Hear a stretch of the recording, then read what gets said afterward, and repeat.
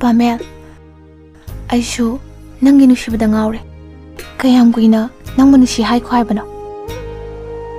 Asidagi henba karamba thangna pamlibana. Isil asidagi thoglakliba nushi haiba wahai sisu matam kayadagi haiduna lai. Ngasisu hairi. Ai nang manushi Pamen. Nang ibu nushi bana tra. Ha. Nang ibu nushi bana tra ba. Lao. Lao. Lao.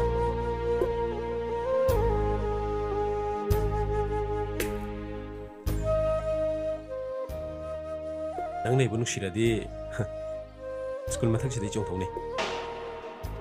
Ngamdra ba. Nang chong thang ngamdra ba. Ngambi. Nushi ba psi am lu bani. Kai gino nang na nushi babu yam lain khalise. Hey, sakthi Nang boy gini haiduna aina nushi gada banate.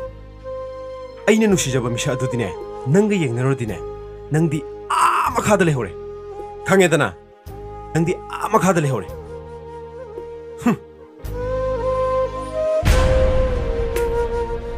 Nupa ai khoina pam da bakai se. Imi pho bane ne de. Hey, lawai nupi. No bi. Nang na mapoksa masama da ai butana da nasu. Aigi nushibadine nangona masit ama pho piro. Pamen, ai nangi nushibada ngaure Pamen. Ai nang nushiye. Oi sokta bane. Sanne sibagi manakta lebabadi. Press phange habado. Tahangeno. Mi mana pam da bagai se. Yam pam da bane. Nushida bagai se sune. Yam nushida bane. Apam ba posa kodi ma. Nangi wai gani khan bado. Nang lan.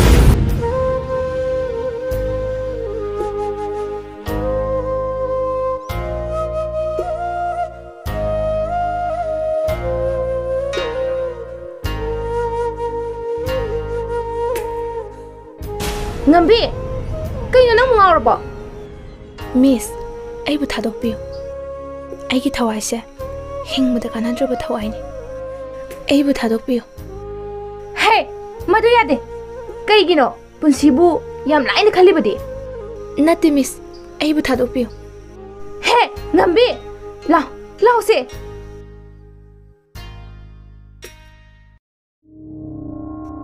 Se, sidle yu se. Ngambi, kay gino, punsibu yam lain khali badi. Nang ngasi tawriba se, papu gadaba thabak ni. Ay na matam sana, thengna hobagi nang pharabani. Karigumba thengna hodrabadi, nangi punsi na kamdawba. Miss na nangonda hagadaba yam watli ko. Adubu ngasi gidi hairaroi. Adubu nang tensan na madalay. Ngasi gidi hairaroi. Lao, miss na nangbu yung pauba drop tawramagi. Lao.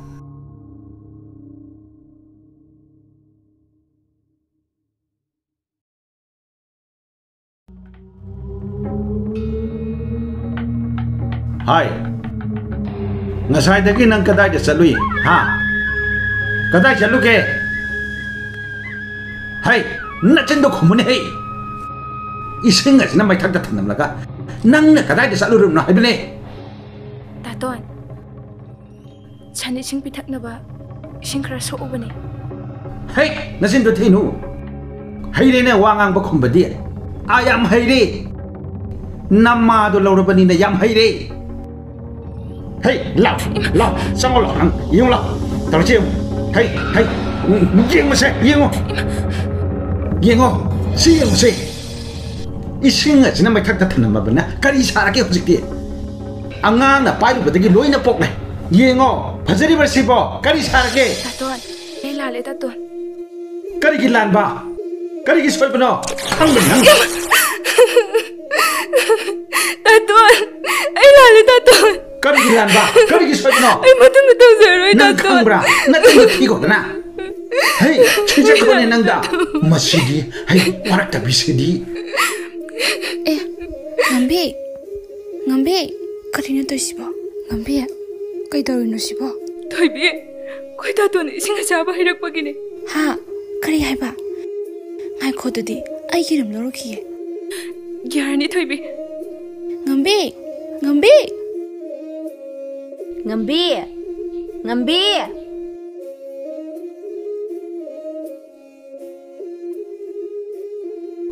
Ngambi, kaidaurage nangbo? Kaidaurage nangbo? Aya, saga kansida phi amu kupsanduna leiba. Se, hangdo se. Aya, Ngambi, kaino tawsiba? Ha, kaino tawsiba? Tatone singa saba hairakpada. Adugi numit mangani subada. Simaina loin tawkhre. Aigi phibamjida mapan kamda thokningdrabane. Ado nangbu aingondorabasu hapetan khangalakpa yadabraba. Laose, akoida sase, adugane doctor janaba tawsiba Ngambi. Chatlaroi. Kanagi mafamdasu ai chatlaroi. Yumsidasu ai leiraroi. Adudi nangdi kadai chatdoiba? Ai shu khangde. Khongsina puba maikaida. Ai chatlage. Warakpa mikuptuda chakni phini bi oirabasu. Mafamduda thawai machase. Hingna bhonarage. Ngambi. Penube. Aigi mitse hana gumma yak sangna usilaktre. Aise mitangbi oidoro male. Ngambi. Kaino nang si hari ma'am sibo. Aigi nusibita nang kaisum tawroye. Se doctor janaba tawsi se. Lao se doctor janaba tawse ba. Se hawgalu se. Peno chalo. Tato la aba male. Mi uhal haiduna ai bu mu chairani.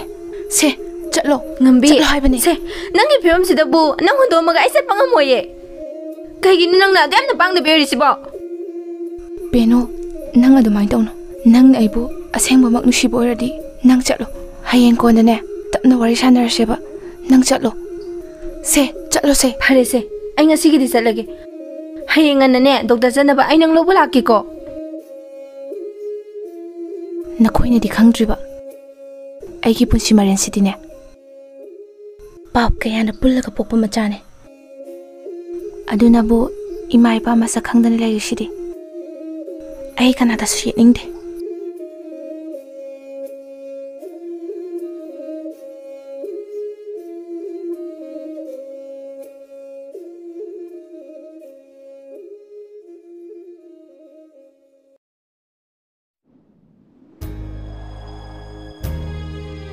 Ngambi, Ngambi.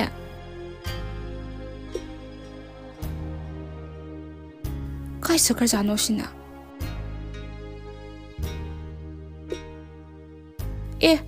Kai daino sina. Ngambi, Ngambi.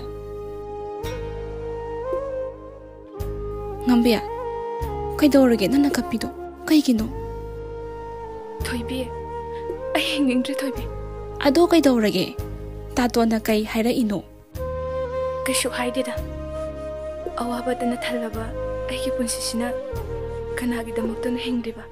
Aise hingbada kanadraba misa amani thoibi. Yare se yam henjina khalruno. Lao se school jase. School thengrani ba. Ai ngasidi school chatningdre da thoibi. Karino chatta yaroye. Nang yawdradi aisu chatlaroi. Nangdi chatlo thoibi. Chatloye. Chatloi. Nang yawdradi ai sungchat he chatloi. Phare se chatlasi lao.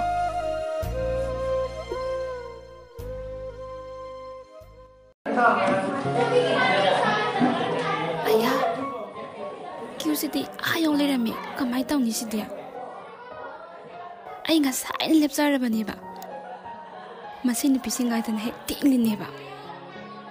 Asimi miyam yam lepa kaidaurage. Ekhoigi tawgadabado adum tawra loire. Tawduriba thabakse mi maningda lepa taba. Ainabu migi maningda lepa yabra. Ai tawgiyong.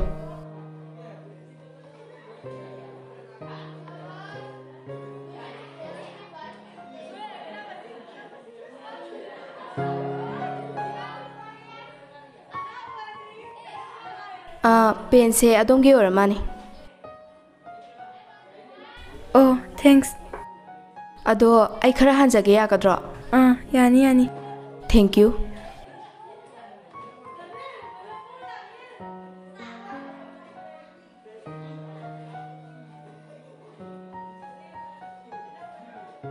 Kainom ta haijage ba.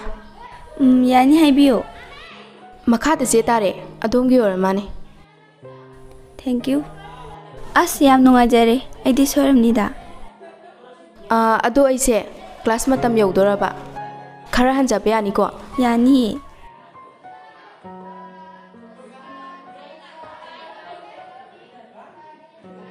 ꯍꯟꯗꯛꯅ ꯀꯔꯝꯕ ꯃꯈꯜꯒꯤ order ꯇꯧꯗꯣꯏꯅꯣ? ꯅꯪꯁꯨ ꯀꯣꯛ ꯑꯃꯇꯗꯤ ꯄꯨꯊꯣꯔꯛꯑꯣ. ꯍꯩꯖꯗꯦ. ꯑꯩꯈꯣꯏꯗꯤꯅꯦ ꯅꯪꯒꯤ ꯃꯇꯨꯡ ꯏꯟꯕꯅ ꯍꯦꯟꯅ ꯄꯛꯆꯩꯌꯦꯕ. ꯑꯁ ꯋꯥꯔꯤꯗꯤꯕ. ꯍꯟꯗꯛꯇꯤꯅꯦ ꯃꯃꯥꯡꯁꯤꯗ ꯍꯦꯛꯇ ꯆꯪꯁꯤꯜꯂꯒ ꯂꯦꯞꯁꯤꯟꯕ ꯇꯥꯕꯅꯤ.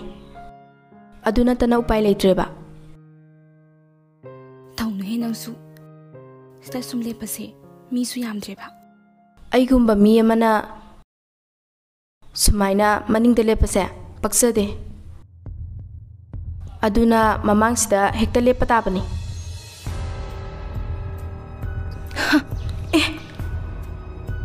ꯑꯌꯥ ꯏꯂꯛꯇꯅꯒ ꯇꯧꯏꯅꯦ.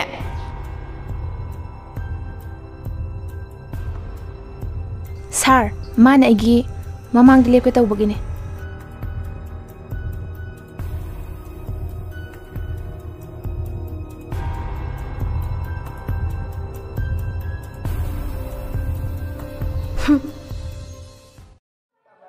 Leichan, Mispu aina phone da topa saraga koiribase. Hayengwai khangnaraga kaino ina khumdoisibo. Nangbu ai nupane yam haigi taine. Nathona uludana. Thaunabudi utkena koirini ne. Adubu thaunado tekhidrana khanba wana. Kaino ngasidi nupa ama khuithareisina. Yare bungo matamdu yawragane thokpa mamarai laksani. Hoi, adubudi chumne. Aduda matamdu yawraga saktak lubada miski hunabi taikai puthara adi. Ish. Adu oragana to aurodana. Ngambina nangbu koitanta najeje mauna koibiro. Saluko ada. Magi nushibadudine oiroidaba nushiba. Ai mabu su nushiba ngamoy. Miss nasu nang nakhali dumaina nangonda khalamadi. Nangonda wata naraga khara phagadra haraga nang noina khana holeirene. Neheuroi bungo.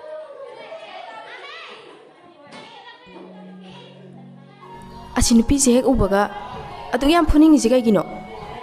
ꯐꯨꯅꯤꯡꯂꯛꯂꯗꯤ ꯇꯞꯇꯥꯏ ꯐꯨꯔꯁꯤꯔꯣ? ꯀꯨꯏꯔꯦꯗ ꯃꯤꯒ ꯐꯨꯔꯛꯇꯕ. ꯍꯥꯏꯗꯧꯅ ꯐꯨꯔꯁꯤꯔꯅꯦ? ꯉꯥꯏꯈꯣꯍꯦ. ꯑꯩꯈꯣꯏꯅ ꯑꯃꯨꯛ ꯐꯨꯔꯒ ꯁ꯭ꯀꯨꯜꯒꯤ ꯑꯣꯖꯥꯁꯤꯡꯅ ꯑꯩꯈꯣꯏ ꯑꯃꯨꯛ ꯐꯨꯔ ꯊꯣꯛꯀꯅꯤ. ꯑꯗꯨ ꯑꯣꯏꯔꯗꯤ ꯑꯩ ꯇꯧꯒꯦ ꯌꯦꯡꯉꯨ.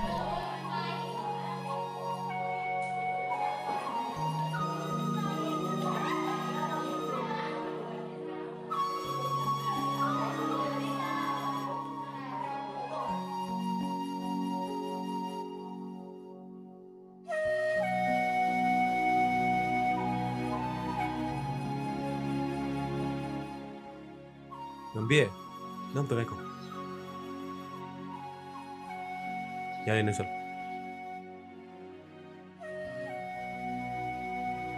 Kaigino. Noina sigumba angang masana tau godab thobakse noina tawri kaigino. Misang yam changnabagi mawongnine. Misangi wanate da. Mi amabu kaigino. Noina atu yam hanthana yengiduba.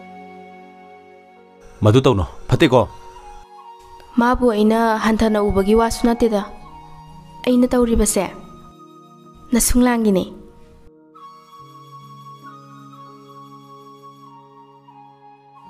ꯁꯤ ꯅꯨꯄꯥꯁꯦ ꯃꯉꯥ ꯌꯥꯝ ꯍꯥꯏꯒꯠꯂꯦꯅ. Mana mangag haigalaga kaidawrage. Ai phangdana toksaredana. Aina tanariba nupase maga tharaga nupa tareni. Afaba ma pharaga loirasibo. ꯌꯥꯔꯦ ꯀꯩꯅꯣ. ꯃꯤ ꯇꯥꯈꯤꯅꯤ ꯅꯪꯕꯣ. ꯅꯨꯄꯥꯅ ꯇꯥꯟꯅꯔꯛꯄꯁꯨ ꯅꯠꯇꯕ ꯅꯪꯅ ꯇꯥꯟꯅꯕꯗꯣ ꯍꯥꯏꯔꯤꯕ. Chalo hai. Taning tajasanu kaino. Hayengwai lairaba nupa phangaga aina waraga makoina igi chaba thakpidausu natabdubu afaba nupa haisidine koitan tanaraga phagadawni. Ibema nang akhudnaga lakanuko. Kaigi ꯑꯩꯈꯣꯏ ꯄꯥꯕꯨꯡꯗ ꯑꯃꯨꯛ ꯂꯩꯒꯦ ꯍꯥꯏꯔꯛꯀꯅꯤꯕ. ꯍꯣꯏꯅꯦ. ꯅꯣꯏ ꯄꯥꯕꯨꯡꯁꯨ ꯏꯁꯥꯏ ꯑꯣꯏꯕꯅꯤꯀꯣ. ꯀꯥꯎꯏꯅꯦ. ꯀꯩꯅꯣ ꯃꯁꯤ ꯅꯨꯄꯤꯁꯤꯕꯣ. ꯑꯩꯗ ꯆꯠꯆꯍꯧꯔꯒꯦ.